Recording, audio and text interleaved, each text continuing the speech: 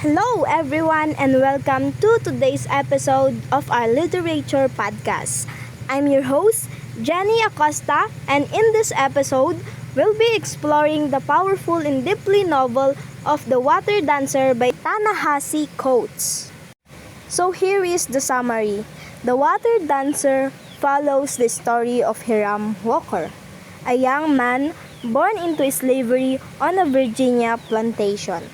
Hiram is gifted with an extraordinary photographic memory, but he has lost all memory of his mother, who was sold away when he was a child. After nearly drowning in a river, Hiram discovers that he possesses a mysterious magical power called conduction, the ability to transport people across distances using the power of memory and water. As Hiram escapes from slavery, he becomes involved with Underground Railroad, meeting people who share his desire for liberation.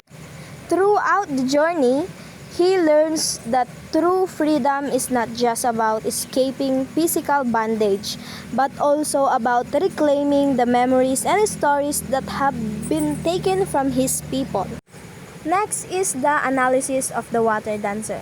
Number 1 is historical and biographical. The entire book is grounded in the historical reality of American slavery and the antebellum South, the Underground Railroad, the constant threat of separation.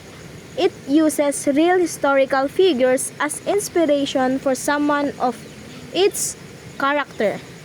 The next one is psychological. The central driving force of the main character, Hiram, is purely psychological. His inability to remember his mother. The novel constantly explores the power of the memory, trauma, and the suppressed emotions. His magical power, conduction, is literally powered by his most powerful memories and emotion. This shows that the key to his physical freedom is finding emotional and psychological healing by retrieving his most painful lost memories.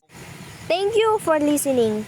I hope this story inspires you to value your own history, honor the past, and keep moving forward with strength and purpose. Once again, I'm Jenny, and this has been another episode of our literature podcast. See you next time.